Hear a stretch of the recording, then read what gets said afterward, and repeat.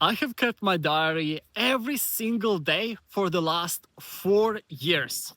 And in this video, I want to share with you why I did this, how I did this, and why you should potentially consider doing this as well. How I got into keeping my diary. When I was 18, my grandma passed away. At her funeral, I learned that in the last months of her life, she started writing in her diary all of the memories, all of her thoughts and feelings that she had throughout her young years. So she could pass them on to her um, kids, grandkids, to us.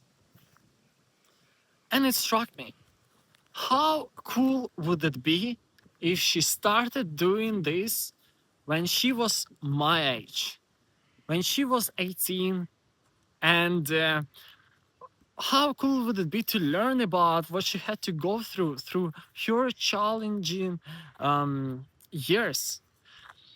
So I decided to do that myself. I got a notepad, a pen, and started writing in them every single day on what happened throughout the day. Initially, I was so excited about this habit, but then I faced some challenges. I really struggled to stay consistent. There would be moments when I would forget to write in my diary for many days, weeks, months. I would really blame myself for not sticking through it, even though I wanted to. Because as you know, life gets busy, right? And you kind of keep forgetting. So I had to build a system. I read a book called Atomic Habits by James Clear, as many of you might have read it as well. And there he talks about the importance of making habits repeatable and actually find specific time on when you do them and combine them with other habits like habit stacking. So I started keeping my diary just before going to sleep. I try to do that early in the morning, but as you know, sometimes mornings can be rushed. You need to get to work or to school really quickly, and you kind of skip this step. But with writing in my diary just before I sleep, it's like non-negotiable. It's really quiet before sleep, and it's like promise to myself that I will never go to sleep until I have entered something into my diary.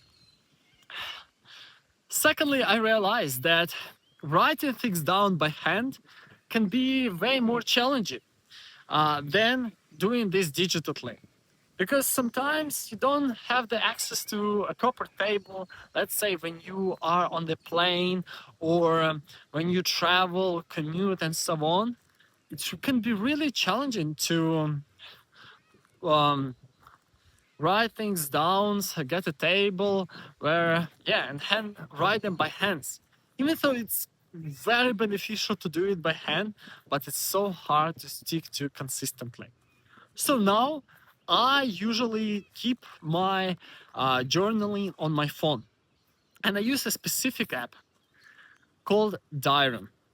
I have tried many different apps, but this one is the best for multiple reasons. First of all, it's a one-off payment, and you don't need to pay constant subscription.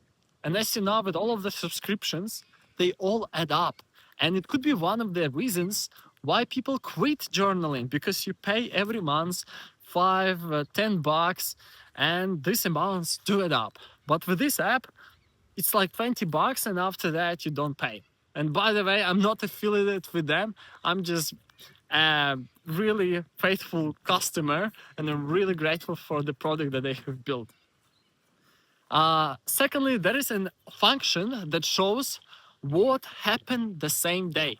For example, now I can read about my diary entries from same day 2 years ago, 3 years ago, and just reflect on what has changed, how my thinking has changed, What patterns do I see happening again and again, and trying to break them. For example, I promised to myself that I will get a driver license in Australia, but I still haven't. Now I decided I've been promising to myself this for 3 years, been journaling about this, but still haven't done it. So now I gotta do it. And there were a couple of things that I really stressed about a few years ago that actually turned out pretty good. um, for example, I was really stressed about not being able to stay in Australia because of my visa being was soon to expire. But then Australian government gave us a very permanent residency, and I am now qualified to be a citizen. And things have turned out better than I thought they would, which the keeping diary gave me the perspective on how things have changed and what I should be grateful for right now. Also, with keeping my diary, I usually like to do it digitally for the reason of privacy, because with handwritten entries, someone can access them very easily, whether that would be your partner, kids, or someone else. And sometimes it could be very private stuff in there. So I personally prefer to have it in more secure way on my phone.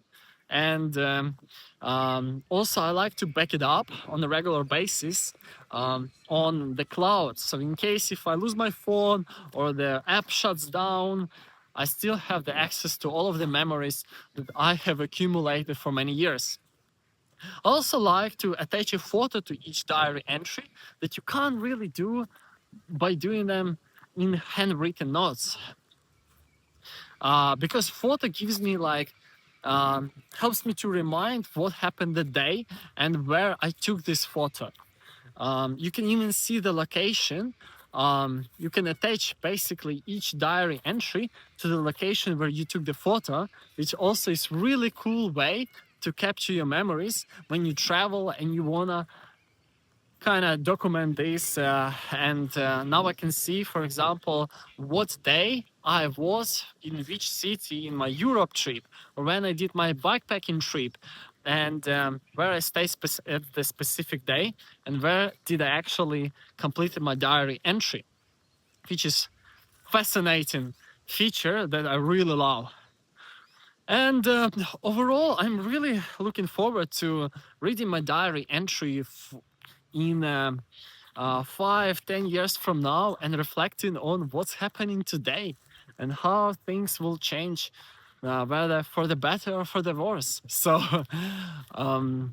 guys, if you found this video helpful, please feel free to comment something below, or if you have any questions, feel free to reach out in the comment section, or hit up me on some social media, and I would love to hear your thoughts, and hopefully you found this video helpful.